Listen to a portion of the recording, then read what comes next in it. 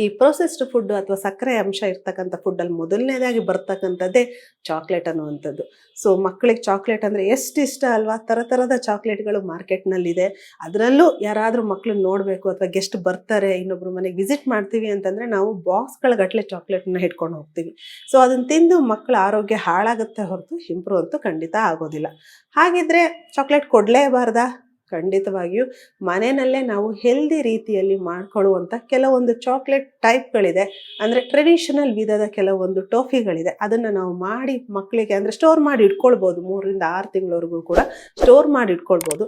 ಅದನ್ನು ನಾವು ಮಕ್ಕಳಿಗೆ ಆವಾಗ ಕೊಟ್ಟರೆ ಅವರು ಚಾಕ್ಲೇಟ್ ತಿಂದಾಗೂ ಇರುತ್ತೆ, ಸ್ವೀಟ್ ತಿಂದಾಗೂ ಇರುತ್ತೆ. ಹಾಗೆ ತುಂಬ ಏನು ರಿಸ್ಟ್ರಿಕ್ಷನ್ ಇಲ್ಲಪ್ಪ, ನಮ್ಮ ಮನೇಲಿ ಅವಾಗ ಚಾಕ್ಲೇಟ್ ಕೊಡ್ತಾರೆ ಅಂತ ಅವರು ಕೂಡ ಸಮಾಧಾನ ಆಗುತ್ತೆ. ಈ ರೀತಿ ಒಂದು ಹೆಲ್ದಿ ವಿಧದಲ್ಲಿ ತಯಾರಿಸುವಂತಹ ಜಾಗರಿ ಟೋಫಿ ಹೇಗೆ ಮಾಡೋದು ಅಂತ ನೋಡೋಣ ಬನ್ನಿ. ಜಾಗರಿ ಟೋಫಿಗೆ ಬೇಕಾಗುವ ಸಾಮಗ್ರಿಗಳು: ಬೆಲ್ಲ, ತುರಿದ ಕೊಬ್ಬರಿ, ಒಣಶುಂಠಿ ಪುಡಿ, ಏಲಕ್ಕಿ ಪುಡಿ. ಈ ಜಾಗರಿ ಟೋಫಿಗೆ ಮೊದಲನೇದಾಗಿ ನಾನು ಇಲ್ಲಿ 1 ಕಪ್ಪಿನಷ್ಟು ಜಾಗರಿ ಅಂದರೆ ಬೆಲ್ಲವನ್ನು ತಗೊಂಡಿದ್ದೀನಿ. ನಾನು ಪ್ರತಿ ಸಲನೂ ಹೇಳ್ತಾನೆ ಇರ್ತೀನಿ, ಬೆಲ್ಲವನ್ನು ಚೂಸ್ ಮಾಡಬೇಕಾದ್ರೆ ಜಾಗ್ರತೆಯಿಂದ ಚೂಸ್ ಮಾಡಿ ಆರ್ಗ್ಯಾನಿಕ್ ಬೆಲ್ಲವನ್ನೇ ತಗೊಳ್ಬೇಕು. 1 ಕಪ್ನಷ್ಟು ಬೆಲ್ಲವನ್ನು ನಾವಿಲ್ಲಿ ಸೇರಿಸೋಣ.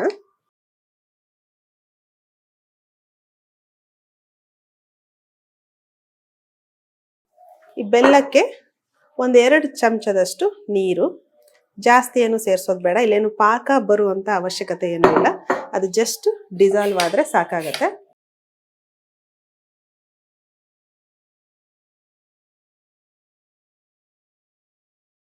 ಇದಕ್ಕೆ 1-2 ಚಮಚದಷ್ಟು ನೀರನ್ನು ಸೇರಿಸಿ ಬೆಲ್ಲದ ಪಾಕವನ್ನು ರೆಡಿ ಮಾಡ್ಕೊಳ್ಳೋಣ.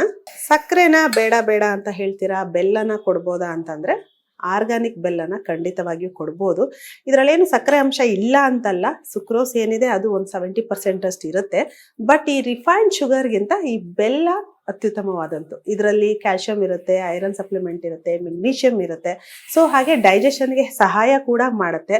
ಮತ್ತೇನು ಅಂತಂದರೆ ಈ ಕಫ ಮತ್ತು ವಾತವನ್ನು ಕಡಿಮೆ ಮಾಡುತ್ತೆ. ಎಷ್ಟೋ ಸಲ ಈಗ ತುಂಬ ಸಿವಿಯರ್ ಬಾಡಿ ಪೇನು ಅಥವಾ ವೀಸಿಂಗ್ ಇಶ್ಯೂ ಇದೆ ಅಂತಂದರೆ ಅವ್ರಿಗೆ ನಾವು ಈ ಬೆಲ್ಲದಿಂದ ಮಾಡಿದಂತಹ ಗಸಗಸೆ ಪಾಯಸವನ್ನು ಕುಡಿಯೋಕ್ಕೆ ಹೇಳ್ತೀವಿ. ಸೊ ಯಾಕೆ ಅಂತಂದರೆ ಆ ವೀಸಿಂಗ್ ಇಶ್ಯೂ ಏನಿದೆ ಅದು ಕಡಿಮೆ ಮಾಡುತ್ತೆ. ಅಂದರೆ ಕಫ ಮತ್ತು ವಾತ ಎರಡನ್ನೂ ಕಡಿಮೆ ಮಾಡುವಂಥ ಶಕ್ತಿ ಈ ಬೆಲ್ಲಕ್ಕಿದೆ. ಸೊ ಹಾಗಾಗಿ ಮಕ್ಕಳಿಗೆ ನಾವು ಈ ಸುಕ್ರೋಸ್ ಇರ್ತಕ್ಕಂಥದ್ದು 100% ಸುಕ್ರೋಸ್ ಇರ್ತಕ್ಕಂತಹ ಚಾಕ್ಲೇಟನ್ನು ಕೊಡೋಕ್ಕೆ ಬದಲಾಗಿ ಈ ರೀತಿ ಅಂದರೆ ಬೆಲ್ಲದಿಂದ ಮಾಡಿದಂತಹ ಸಿಹಿ ಪದಾರ್ಥ ಅಥವಾ ಟೋಫಿ ಅಂತ ಏನು ಹೇಳ್ತೀವಿ ಅದನ್ನು ನಾವು ಮಕ್ಕಳಿಗೆ ಕೊಡ್ಬೋದು.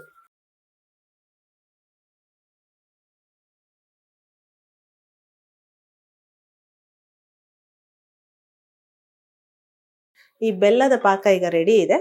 ಈ ರೆಡಿ ಇರ್ತಕ್ಕಂಥ ಬೆಲ್ಲದ ಪಾಕಕ್ಕೆ 1/2 ಕಪ್ಪಿನಷ್ಟು ತುರಿದಂತಹ ಕೊಬ್ಬರಿಯ ತುರಿನ ಸೇರಿಸ್ತಾ ಇದ್ದೇನೆ.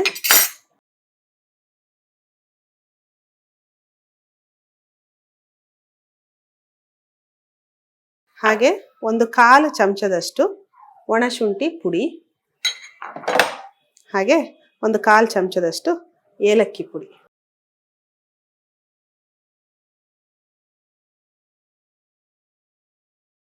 ಇದನ್ನ ಹೀಗೆ ನಾವು ಅಂದರೆ ಪಾಕ ಗಟ್ಟಿ ಆಗೋವರೆಗೂ ಸ್ವಲ್ಪ ಕೈ ಆಡಿಸ್ತಾ ಇರಬೇಕು.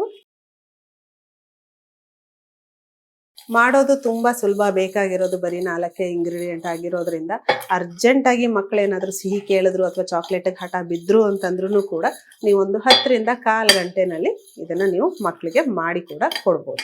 ಒಂದು ಪಾತ್ರೆ ತಗೊಂಡು ಅದಕ್ಕೊಂದು ಸ್ವಲ್ಪ ತುಪ್ಪವನ್ನು ನಾವು ಅದಕ್ಕೆ ಸವರ್ಕೊಳ್ಳೋಣ. ಈ ಬಿಸಿ ಇರ್ತಕ್ಕಂಥ ಬೆಲ್ಲದ ಪಾಕದಿಂದ ರೆಡಿಯಾಗಿರ್ತಕ್ಕಂಥ ಟೋಫಿ ಏನಿದೆ ಅದನ್ನು ನಾವು ಈ ಪಾತ್ರೆಗೆ ಹಾಕೊಳ್ಳೋಣ.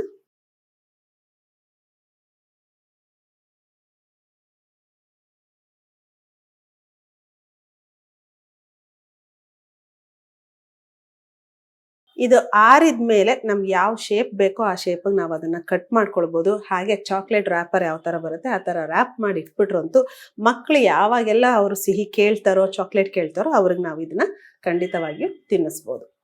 ಸೊ ಇದೇ ರೀತಿ ಮಕ್ಕಳ ಆರೋಗ್ಯಕ್ಕೆ ಅನುಕೂಲವಾಗುವಂತಹ ಹಲವಾರು ರುಚಿಕರವಾದಂತಹ ರೆಸಿಪಿಗಳನ್ನು ಹಾಗೆ ಆಯುರ್ವೇದದ ಮೂಲ ತತ್ವವನ್ನು ಕೂಡ ಅದ್ರ ಜೊತೆ ಸೇರಿಸ್ತಾ ಮತ್ತಷ್ಟು ಮಾಹಿತಿಗಳನ್ನು ಕೊಡ್ತೇವೆ ಮುಂದಿನ ಸಂಚಿಕೆಯಲ್ಲಿ. ಅಲ್ಲಿಯವರೆಗೆ ನಮಸ್ಕಾರ.